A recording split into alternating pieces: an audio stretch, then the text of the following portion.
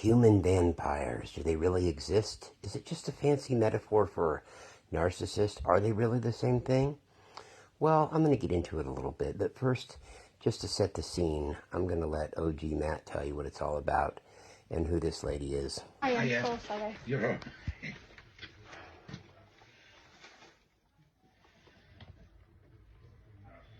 you go. Thank you. Cheers. Bye.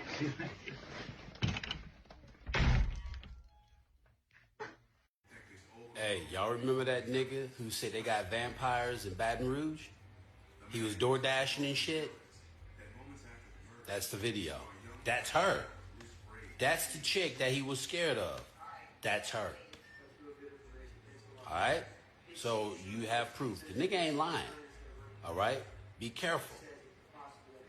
Your ass cross that threshold, she ain't gonna let go. Alright? So she gonna have you coming like a cast iron dick. Just keep going. Alright? So y'all be safe out there. The dude took too long. See, she tried to hypnotize me and shit. That's why he had to break out of it. Yeah, and that can happen to a person, absolutely. But this chick here's face gives it all away to me. Her eyes, her smile. You know, there's a difference between somebody who's got big, bright eyes and, you know, they're just angelic looking and a big, nice smile. And then there's just the little nuances of ways that troubled souls like this young lady's look with very similar features and similar mannerisms in that regard. How in the life that I've led, both in law enforcement and as well as, you know, doing the shit I did as a teenager and the affiliations I had into my early 20s, I've been around a lot of crazy shit and I've seen a lot of weird people, and I've been awakened since the day I was born pretty much. I've had a lot of extraterrestrial contact. So my mind is pretty much blown open cosmically, okay? Also, I've been around the cosmic block a few times. So I've seen different styles of people. And you hear these catchphrases going by where I found all these. I swear this lady must be, she's definitely obsessed with narcissists. I mean, you can tell she's had some in her life. Is vampire a metaphor for a narcissist? Or actually that statement there says the vampire is a metaphor for a narcissist. Yes, it is and it isn't. Yes, it is. They're both terrible energies to be around. They both suck the energy out of you. No doubt about it.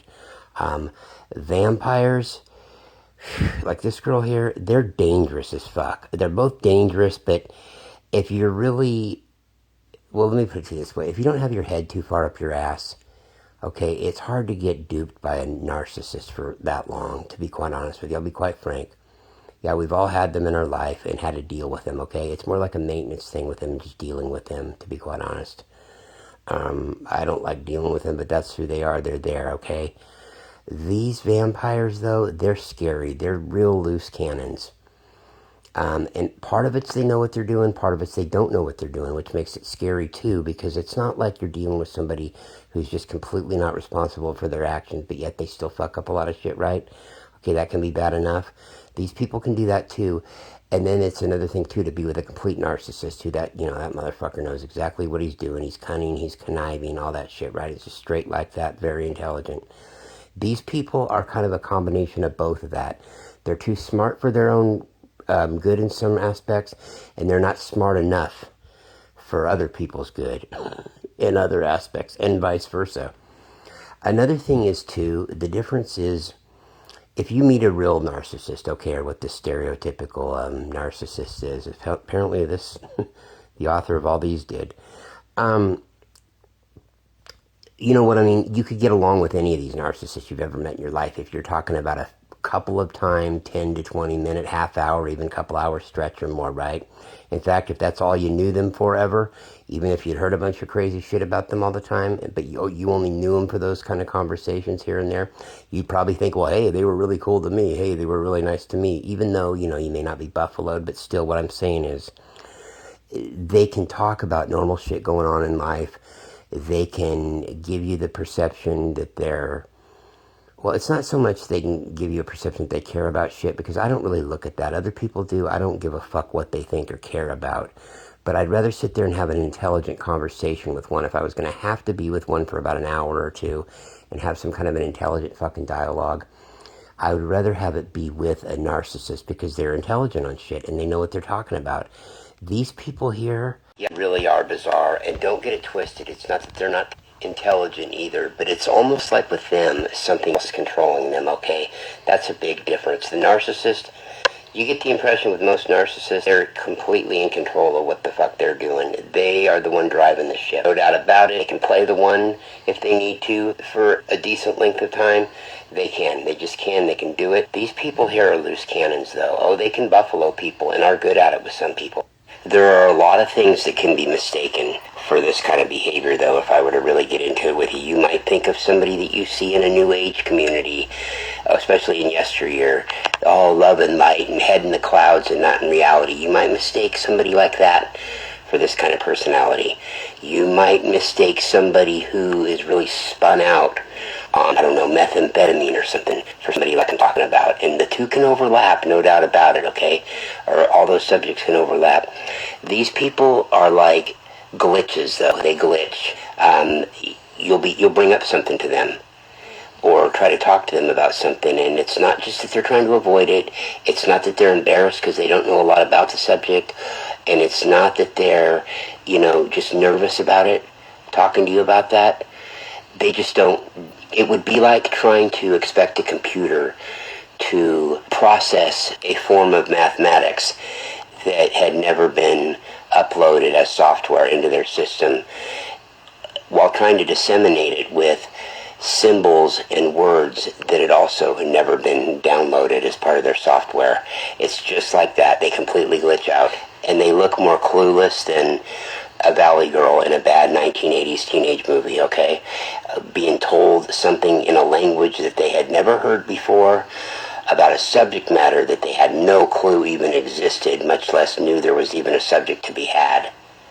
Again, to the layperson who would see any of this, they would think, they were just nervous, didn't know what to talk about, or didn't know anything about the subject. They just didn't want to talk about it, or, they aren't very intelligent, and, they just didn't know what to say. They were just clueless.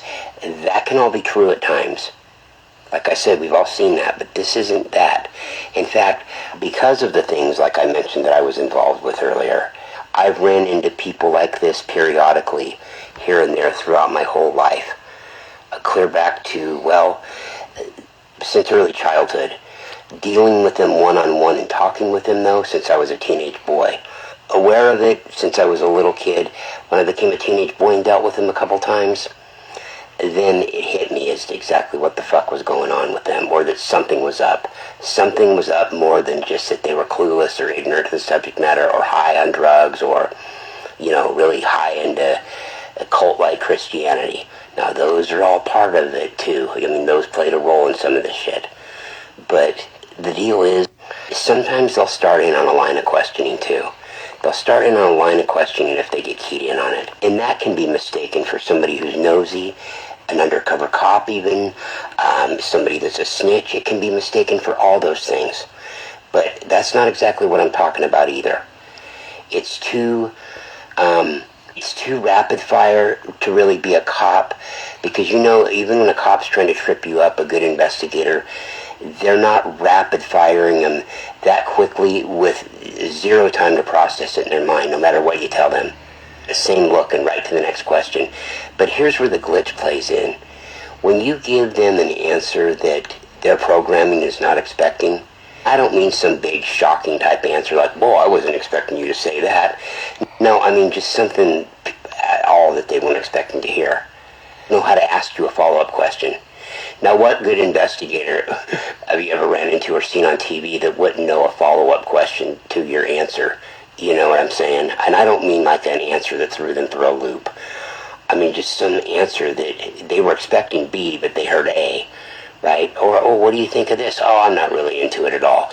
When they're expecting you to say it's something you're really, really into, and then you tell them you're really not, they give you this look like it freezes them.